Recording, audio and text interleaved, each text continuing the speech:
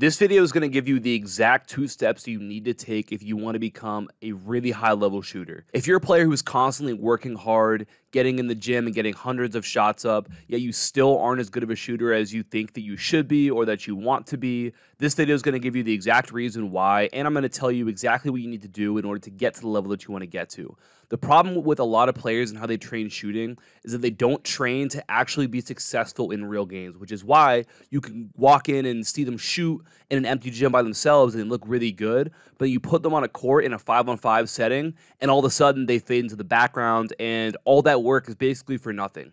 That's a super frustrating place to be. I've been there as a player. I see it happen all the time with players that I coach and players that I train. So my goal of this video is to help you understand how to translate the work that you're doing, the shooting reps that you're getting in, how to make that transfer into game success. And there's really 2 principles that you need to understand that if you apply them to all of your workouts, you're going to become a great shooter. Let's get into it. Now, the first thing that we want to understand when it comes to getting better as a shooter, this applies to every area of basketball, but specifically talking about shooting, is that we have to define what getting better actually means. And it's very simple. We can imagine what we are as a player as like a line here, okay? And if you're watching this on YouTube, you can kind of see how I have my hands just like, this is our capacity, okay? In order to get better, we need to find ways to expand this capacity so that we're capable of doing more. What that would look like means that maybe on a great day, you can make 3 threes in a game because this is your capacity. How do we get it so that on a great day, you could make 4 and then 5 and then 6 and substitute that for any numbers that you want to. But the point being, we need to find ways to take our capacity and force it to expand. And I use the word force because that's truly how it works. If you go into the gym and all you do is work on stuff that you're comfortable doing and stuff that you're already able to do, you're never going to force your capacity to expand. So you're always going to be the same player, meaning you're going to put in all this work. You're going to shoot hundreds of shots every day. You're going to look around and say, oh, I'm working harder than that person and that person. And you're going to wonder, why am I not getting better? Or why are they outperforming me? And it's because you're not forcing yourself to expand your capacity. So you're not really getting better. Now, the way that we do this is through a method called DL training. DL training stands for differential learning training. And essentially, it's the way that we force ourselves to improve at a certain skill, in this case, shooting. Now, getting back into what I was saying when it comes to expanding our capacity to perform. So how do we expand that? Well, we do this by expanding our movement solutions. All that means is that think about getting the ball into the basket is the problem that we need to solve. We shoot the ball in order to solve that problem, right? Problem is I need to score a bucket because basketball is about whichever team scores the most points. That's the problem. How do we score? The solution is make the shot, okay? So the more solutions that we have to that problem, the better we're going to be and the bigger your capacity is going to be to perform. Meaning, if you can make a free throw, that's one solution to a problem. Now, all of a sudden, if you can also make a 3-point shot, now you have even more solutions to that problem. And then all of a sudden you can make a mid-range pull-up. Now you have another solution, okay? Think about it this way too. If you can make a shot, let's just take catch and shoot threes, right? You can make a shot coming off of like a slide, right? A slide to your left. You can make that 3. And you can also make a standstill 3. You can also make a 3 where you're sprinting in transition. And you can also make a 3 where you're backpedaling. All of a sudden, you have different movement solutions for the same problem. You're going to be a lot better as a shooter than a person who can only make a standstill catch and shoot 3. Likewise, we can think of if you can also make a 3 when someone throws you a not perfect pass, all of a sudden you're going to be a better shooter than somebody who can only make a 3 when the pass is perfect to them. Okay, so going back to DL training, differential learning, what we want to do to become a better shooter is we want to increase our solutions, our movement solutions. And so we're going to do this by exploring different ways of accomplishing the same thing. Before I get into the specifics of how this might look, the mindset that we need to have with this, and that I say to my players all the time, is that everyone's heard the 10,000 reps rule, right? Where everyone's like, okay, we want to get 10,000 reps of something to become great at it, or sometimes referred to as 10,000 hours. And what I would say when it comes to shooting is that you almost want to flip the way you think about it and say, hey, can I get 10,000 variations of the same shot? If I can do that, that means that I explored so many different movement solutions to the same problem, and I'm going to be way better than somebody who's only who only has one solution to any given problem. Because then as soon as one thing is off, I'm a little tired, or the pass wasn't great, or the defender closing out, or I'm a little off balance, or I don't catch the ball super clean. Next thing you know, you're going to miss the shot. But the person who's worked through 10,000 variations where their hands are different and their feet are a little off and the pass isn't great and they're maybe a little rushed, they're going to be prepared for any problem that they face because they're going to have a solution for that exact problem right there. So, for example, if we work on shooting off of one leg, right? We're shooting threes off of one leg.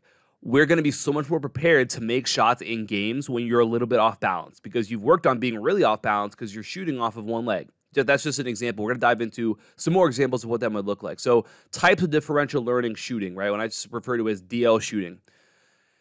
One of the ways that we start off all of our workouts with my team is we call it DL shooting, but the rule is you have to shoot 6 shots and it can be anything but your normal shot. So generally we'll partner up and we'll say, okay, you're going to shoot 6 shots, make or miss, you're going to shoot 6 and your partner's going to go, you're going to go for 3 sets of that. And the only rule is that the shot can be anything but normal. So your feet can be a little different, your hand placement can be a little different, the speed of your shot can be different. You can go off of one leg. You can, be facing a weird direction when you shoot. It just can't be your normal shot. You're still going to shoot it with your shooting hand like normal. That's not going to change because we want it to be still representative of the game in a way. But we want to find ways to just have no pressure, just explore different movement patterns, okay? And we want to be super creative with how we get to that right there. So what this can look like is we can go off of one leg, kind of like I mentioned. We can use like weird footwork where our feet are staggered or maybe really wide or really narrow or, crossed over, whatever. We can work on coming off of like a bad pass or, you can just kind of drop it to yourself and pick it up low or bounce it and pick it up high. We can go with a different shot path. So maybe you bring it up the left side of your body on the way up or the right side or the middle, whatever. Maybe you don't dip the ball. You just keep it really high when you catch it the whole time. We can go off of ball wraps where we're going to kind of wrap the ball around our waist or whatever. We can touch the floor with the ball. It's one that I really love to do as well. Just exaggerating like the length of our shot path and where the ball is starting from. And obviously working on like if we get a really low pass as well. We can work on different hand placement, which is a really good one as well, where, okay, maybe we catch the ball and our hands are a little wide or they're a little narrow. And now we're working on being able to make it when our hands aren't placed perfectly, which happens actually a lot. We can also work on shooting really fast or shooting really slow. Okay, so shooting really fast for the times when a defender's closing out to you or the clock's running out, and shooting really slow for those moments where, you have a ton of time. And the goal is to become an expert at the skill, which is shooting, right? And we do that by expanding our solution base as much as possible. Somebody who works on all these things that I just mentioned here, they're going to be prepared for anything that comes their way, and they're still going to be able to make the shot because guess what? They've worked on all these imperfect situations where their hands aren't right, their feet aren't right, they're off balance, the momentum of the ball is coming up weird, the ball path is different, they're being rushed, whatever. They're going to be able to make the shot anyway, and that's how you become an elite shooter. One of the examples that I use a lot with my players is I talk about Jaylen Brown in the playoffs against the Indiana Pacers where he made that 3 at the end of regulation. And he was getting closed out on. I think it was Siakam was closing out on him, and he brought the ball up the left side of his body and still nailed the shot, right? Where it was imperfect, he had to bring the ball up a different shot path. At the end of the day, you have to make the shot. You get the job done or you don't get the job done, and there's no excuse for, oh, well, it was contested or whatever. Like, no, he gets paid $300 and whatever million because he's able to do that. And so we want to train so that we're able in those situations to get the job done by any means necessary. And that's what it takes to become a great shooter. So that's the first part of becoming great as a shooter is adding this into your workouts. What I would say is take some of the stuff you've seen on the screen so far or, some of the stuff that I've mentioned and start off your workouts. You can say to yourself, okay, I'm going to go 5 sets of 6 shots, or if it's just you by yourself, maybe you say, I'm going to go 30 shots here where it can be anything but normal. And 30 doesn't seem like a lot. You can do less than that. We usually, like I said, we do 18 shots at the beginning of our team workouts of this sort of stuff, but we do it every single day. So those reps add up over time. So if you do that every day, all of a sudden you might be getting hundreds of reps a week of exploring different movement solutions so that you're going to be way more prepared to make those shots in games when imperfections happen, which in case you didn't know, is going to happen quite often. Okay, so really simple way to add this into your workouts, and every single player should be doing this. I don't care if you're the best shooter in the world or the worst shooter in the world. You should be finding opportunities to do this. So that's the first thing. The second thing that you need to do in order to become a great shooter and to make sure that your shooting workouts translate into in-game success is pressure reps, adding pressure reps to your shooting workouts. And one of the reasons that players don't perform well in games, they might be great shooters in practice or in workouts, but they can't do it consistently when the game gets here, is because the stakes are higher. One of the things the analogies that I've used before is, imagine that you have a balance beam on the ground, right? Just on the ground. Just think about it like being in your front yard. Okay, you got a 10-foot long balance beam, and someone says, "Hey, I'll give you $100 if you walk across this balance beam." Chances are you're going to go out and at least try. Maybe you really have no balance, right? And maybe you fall off, but whatever. You don't get the $100. But 10-foot long balance beam, you go outside and right in your front yard, you just walk across it. Now imagine that same person says, "Hey, I'm going to raise this balance beam 10 feet in the air." Now what? $100, you go across it. Maybe you try it if you feel really confident in your balance. Maybe you don't if you don't feel very confident in your balance. But that number's gonna be a little bit different. And then now imagine that they say, "Hey, we're gonna put this balance beam 100 stories in the air." And now are you willing to try it? And I know I won't. There's no chance I'm doing that. And you probably wouldn't do it either. That's really what it comes down to. We have to look at it and say, hey, end of the day, the circumstance was different, the pressure was different, but the challenge was the same thing, okay? On the ground, though, it felt so much easier because the stakes for failing are non-existent. Just like if you're shooting in an empty gym by yourself, there is no stake. There's nothing at stake, right? You can fail and it doesn't matter. There's no scoreboard, there's no coaches, there's no referees, there's no fans, whatever. You just shoot it again. In a game, though, everything matters, right? There's so much more pressure going into it, and it's almost like practice is that situation where the balance beam is on the ground, and the game is where all of a sudden the balance beam is either 10 feet in the air or 10 stories in the air, right? And there's all of a sudden way more riding on each shot. So we need to make sure that we're prepared to handle the difference in pressure that we're going to face between practice and games, and we need to make sure that our practice has a lot of pressure involved so that we're prepared to shoot despite that right there. So we need to put ourselves in those situations, and a few ways to do it is really, really simple. And really what it comes down to is just kind of adjusting how you do your sets or your reps for your drills.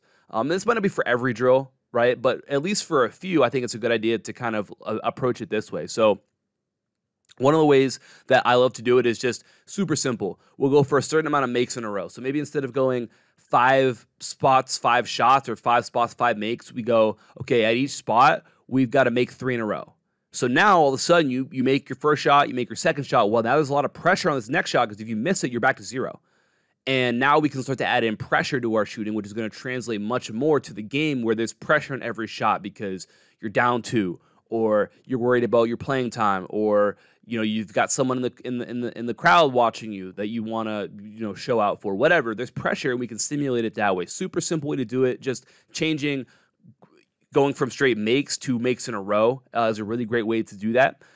Another way that I love doing, because it builds a great mentality that I'll explain in a second here, is we have to go for a certain number without missing 2 shots in a row. So for example, we're doing the 5 spots again, but instead of 5 makes, we have to make 6 shots without missing 2 in a row. So you shoot your first one, you make it. You shoot your second one, you make it. You shoot your third one, you miss it.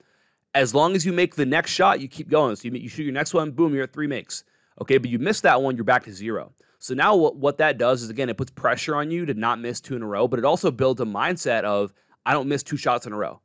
Or I miss my first shot, I refocus and I make the second shot, which will pay off for you big time in games, right? Having that mindset, having that mentality, that experience of missing a shot, refocusing right away, and making your next one so we don't spiral out of control, right? That's a really, really great way for us to build a mindset of a great shooter, is by adjusting our drills that way too. So a certain amount of makes without missing 2 in a row, one of my favorite ways to add pressure to shooting drills. Another way is just make it simple. Go, blank for blank. So you got to go 4 for 6 at this spot. And great way to add pressure, great way to add a certain goal that you have to meet right there. And then one of the other ways that I love to do this is we have to make a certain shot after like whatever the drill is. So for example, we'll be doing a drill, maybe we're doing like pull-ups in the range. And we say, okay, we got to make 2 pull-ups in a row, and then you got to make a catch and shoot 3 after that for that to count. And so we can do it that way, and that really adds a lot of pressure to that catch and shoot 3, where it says, okay, I completed the drill, but in order for the drill to count, I now have to make that catch and shoot 3 at the end. So we put a ton of pressure on that shot right there. Something I do with my players all the time. And it can be as simple as like we look at the DL shooting that we were talking about earlier. Maybe we go with the ball wrap shooting, and we say, okay, you got to make 2 shots in a row doing the ball wraps. And then if you do that, if you make 2 in a row, then I'm going to pass you the ball. You're going to shoot a normal catch and shoot 3. And then in order for that set to count, you got to make that 3. You can go standstill or you can move into these, but it's going to be a bad pass. Just catch it, shoot it. You don't have to wrap it right now. Just catch it, shoot it. Just new spot every time. We're going to go same thing. Sets of 2, at least 2 for 3 with a made normal 1 if we get that, okay? 3 sets here. Got 1. Oh yeah, 2-2.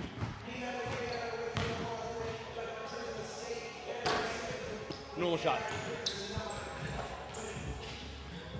1 set. A lot of pressure riding on those shots now. Even on the easy catch and shoot, there's pressure on it. Makes it more game-like, much more likely to translate to in-game success. So if you add those 2 things to your shooting workouts, you're going to become a way better shooter. It's going to translate to way more in-game success for you. And every single player should be doing this sort of stuff. If you start to do this, I know that like the DL shooting, it's stuff that's starting to pick up a little bit, but most players don't do this stuff, right? When I first start doing this with different players, like they're like, what are we doing right now? And I explain to them like, hey, this is why we're doing that. And when they hear that, it makes complete sense, right? So this is a great way to get a leg up on everybody else because most players aren't doing this. They're sticking to what they're comfortable doing, what's already in their comfort zone, and they're not expanding their capacity, right? So if you want to do that, you need to find ways to challenge yourself, and this is how you do it. Now, if you want all this stuff done for you in terms of adding this stuff into your workouts, make sure you check out my full shooting program, the Elite Shooter System. That's going to help you go from that practice shooter, that shooter who struggles to be consistent, to a high-level, consistent shooter who's going to be able to take over games the way that you can put the ball in the basket, where you're going to be able to develop an infinite number of solutions to problems, meaning your capacity is going to be so much higher. So we go from, okay, your ceiling is 3 threes made a game, and how can we push it to 6, right? And that's what the Elite Shooter System is all about. So not only are there full workouts that are programmed for you so you know exactly what to do each day, but we also go through videos about like building a shooter's mindset, building confidence as a shooter. How do you build the unshakable confidence that guys like Steph Curry